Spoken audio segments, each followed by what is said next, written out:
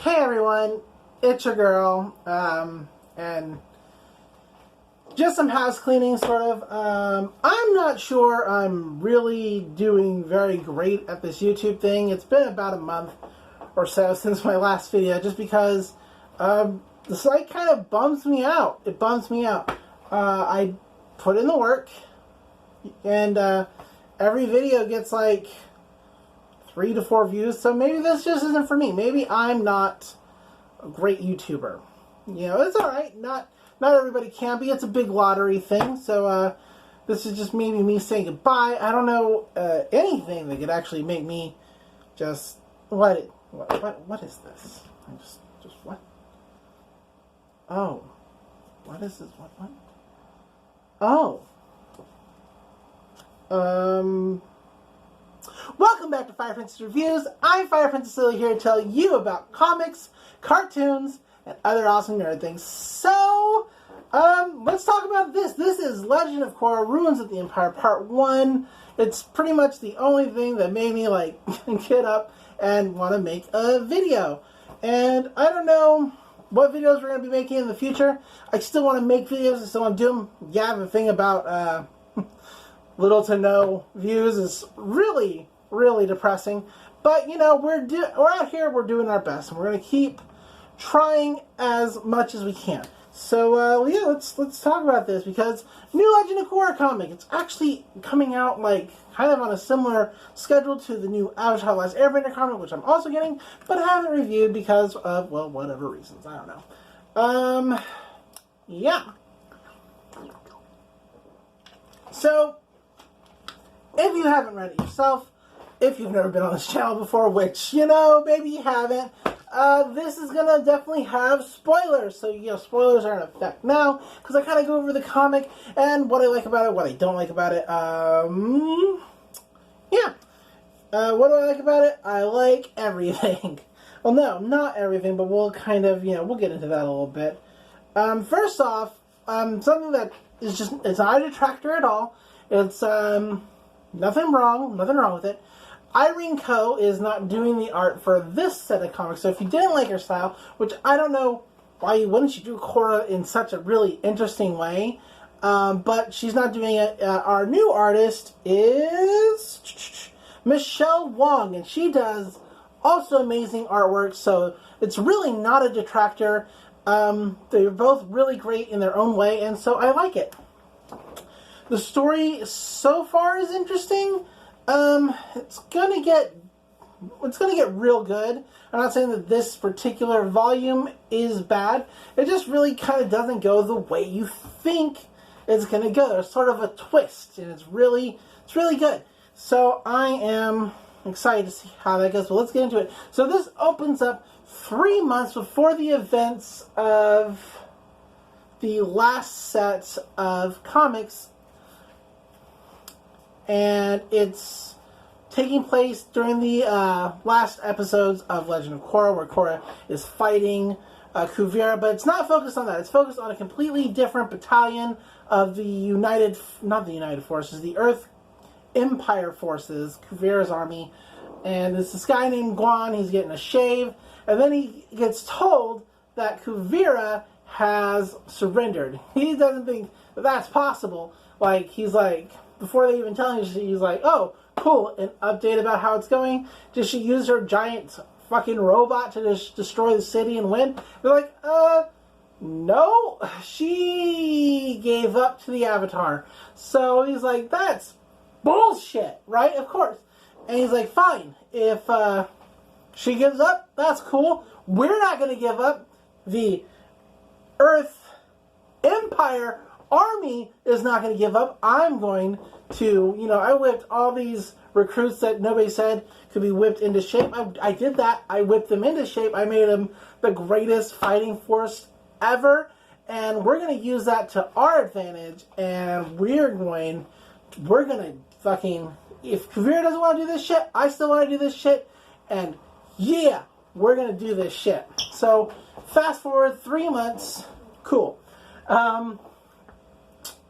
Wu's in town. Why is Wu in town? Wu's in town to talk about the upcoming elections because he does want to move the Earth Kingdom from a monarchy to a democracy.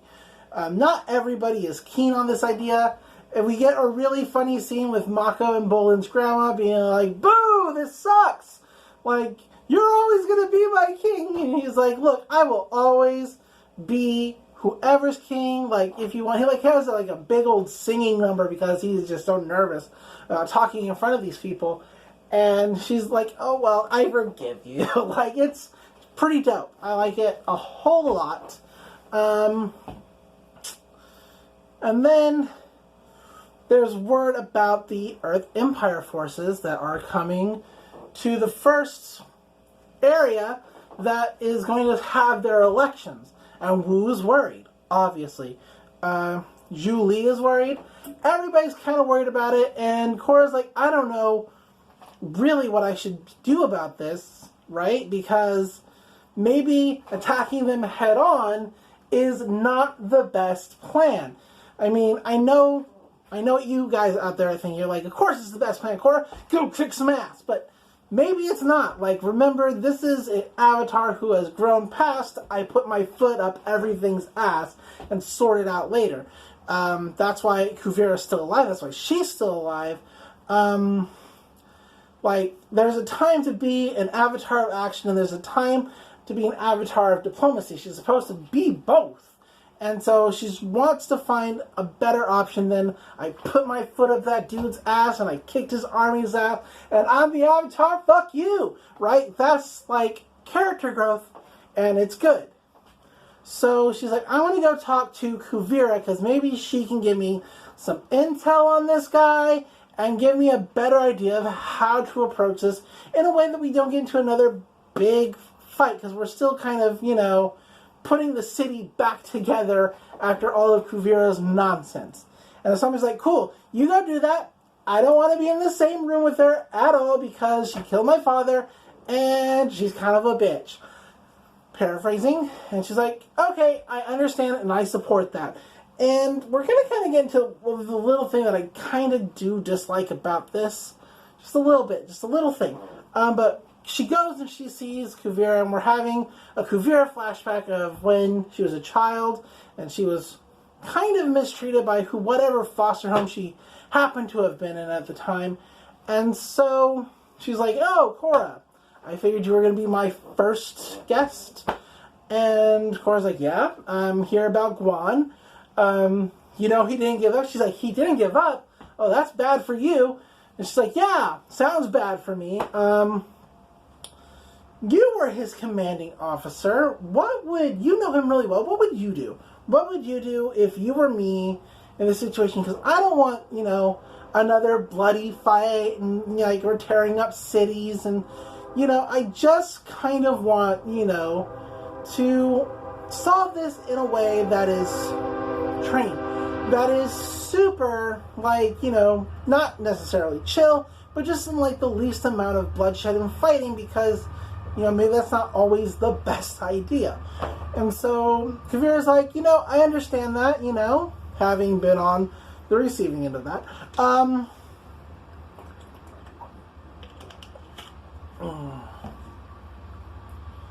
And so she's like, what I would do is I would take somebody who Guan greatly respects and have them talk to him and calm him down because he's a brilliant strategist. There you go. And, you know, he's really dangerous, but if you can, you know, get somebody who he respects to, you know, get him to stand down, that's your best bet. And Korra's like, wait a minute, you're just fucking talking about yourself, aren't you? She's like, I am. And Korra's like, no, but thanks for the advice. So she meets back up with everybody, and she's like, okay, does anybody have any good ideas for what we should do about this Guan situation? And everybody's like, no. Korra's like, well, I've got one, and it's kind of like everybody, like, you know, you're already sitting, just like relax a little more, like, you know, just put your feet up, and I'm like, okay, so I'm thinking we should take Kuvira with us, because she thinks she can talk Guan down. And it's not a bad plan. It's not a bad plan at all. It's actually a good plan, and I hate it, but I also kind of like it. And Kuvira saved my father, so I still feel like I kind of owe her, even though she tried to destroy everybody, and I know that's wrong, and I know that's bad. But, I really, I think that after almost dying at the hand of her own weapon, she's really changed, or she at least deserves a chance to prove that she's changed, and I think we should go with that plan. And this is kind of the part that I don't necessarily like. Not because I don't like Kuvira, not because I don't think second chances exist. It's that she's asking Asami to be chill with this when Asami's like, I don't want to be in the same room with her. Right? But Asami's like, if you really honestly think that this is the best plan, the only plan where we can maybe try to avoid a lot of fighting and stuff, because I know that's what you're trying to do, I will go along with it because I'm a supportive fucking girlfriend. Yes, she is. And Korra's like, I do think this is the best plan. And everybody's like, okay, we're on board, I guess. And so Julie's like, fine, if this is the plan, I'll sign her a day release or, whatever. So long as she's under your watch. You don't let her escape. It'll be cool. So, Wu, Korra, the whole gang, the whole crew, we'll say, go to the province where they're going to be holding this election, right? The first election, because it's different provinces, they're all going to hold their own elections. But this is the one that's going to start everything off. And they get there, and Wu's like, all right, I'm so excited, because democracy, it's going to be, fucking cool and awesome, and it's going to be so much better than a monarchy, because monarchy is not good. We, fucked up everything. My family fucked up everything. But we're going to make it right with this democracy stuff. So it's going to be, it's a new idea, not everybody's on board, but you know what, that's okay. They don't have to be. We're going to, slowly transition everything into this, and people will see that it's good. And so he gets there, and he's ready to meet the candidates, and he meets the candidates, and it's two old people. And they're equally as boring, which is politics, I guess. But he's like, great, I'm so glad to meet you. Cool, we're gonna go now. And Korra's like, not what you thought, huh? Not what you thought it was going to be. He's like, I wanted candidates who are a little more lively, a little more vim and vigor, fresh ideas on where to take this kingdom, because, we've been doing things the same way forever, and, it didn't work out very well. So while they're discussing this, there's a rumbling, on the ground. They go outside, and it's Guan and all his forces. They're there at the doorstep. And Korra's like, what the fuck's up? He's like, stand aside, Avatar. I have business, sort of. And she's like, cool. I brought somebody to talk to you. Now, before all this, because I always jump around a little bit, there's a scene between Kuvira and Asami, because Kuvira's like, cool, I'm hanging out with y'all, I'm going to do this plan, but maybe I could do this plan in clothes that aren't prisoner uniforms, because he's not going to respect that. Guan's not going to respect me if he sees me in these prisoner rags and all fucking shackled up. I'm not going to do anything. I'm not going to, I get it. I got what happened. I was defeated. I gave up. My ambitions were too great and, misguided, and I am totally 100% not that person anymore. I just want, some better clothes to give this plan a better chance. And so they do that. They get her better clothes. It's a scene between her and Asami, because Asami gets her some clothes. And so they have a little discussion where she apologizes for Asami's father. And and Kuvira's like, it must be difficult to be the girlfriend of the Avatar. There's this whole what? How'd you know? And she's like, where'd you throw? Anyway, moving on. Back to the thing. So Korra brings out Kuvira to speak to Guan. And she's like, hey, look, I lost, and it's okay that I lost, because my ideals were not amazing. We did it wrong. We did this totally wrong. We did this whole thing wrong, and not good. We did not do good. And Guan's like, okay, that's how you feel. I think I still believe in the dream. And you know what? Stand the fuck aside, because I'm in town and I will not stand down. I am not going anywhere. And, eat my dick.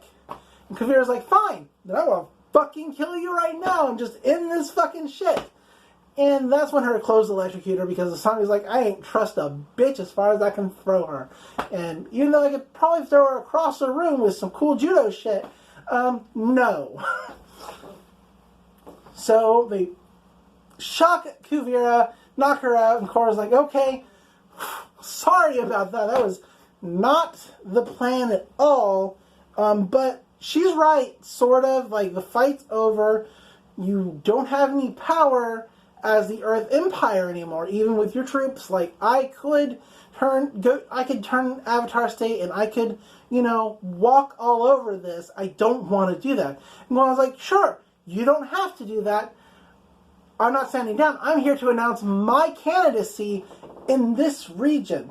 And every other region, one of my people is also going to enter into the race. And that's how the Earth Empire is going to get power back. Is we're going to do this by the book with votes, because my people are way more interesting and have way more ideas than anybody else entering this thing. So I'm going to enter here, other guys are going to enter over there, and we're going to win, and we're going to consolidate that power, and it'll be dope. And Wu's like, you can do that. I don't like it, but you can. And that's sort of where it ends on, like, Wu being like, I can't just tell him he can't, because this is supposed to be about democracy. The people are supposed to pick their leaders. And so, just because I don't like him or his ideals, I don't think I can just say, no, buddy, fuck off. Because technically, while Kuvira was destroying the city, these forces were not. So they're technically not in trouble for Kuvira's shit. They haven't done anything yet. Which is true. So that's where that ends. That's where the comic ends. Yeah, other than Korra asking her girlfriend to be in the same room as the person who killed her father, when it's still pretty fresh in her mind, not my favorite thing ever. It's not my favorite thing ever. But good on Asami for being like, okay, sure, I'm dealing with this, but here's our bigger picture, and I understand the bigger picture, and so I will do this for you. And that's the comic. So, am I going to stop making YouTube videos? No, I'm not. I can't just promise that they're always going to be coming out, because it's like, I do want to make some more Legend of Korra videos, though. I'm going to talk about the series a little bit, and why I think it's really good, because there's like a lot of hate for it that it doesn't deserve. Especially since it had the better villains, and technically the better story in my opinion. That's something I am more than welcome to defend, and we'll just see. It's controversial. But until next time, I'm Fire Princess Lily. This has been Fire Princess Reviews, and I'll see you in the next video. Love cartoons and love comics. Bye!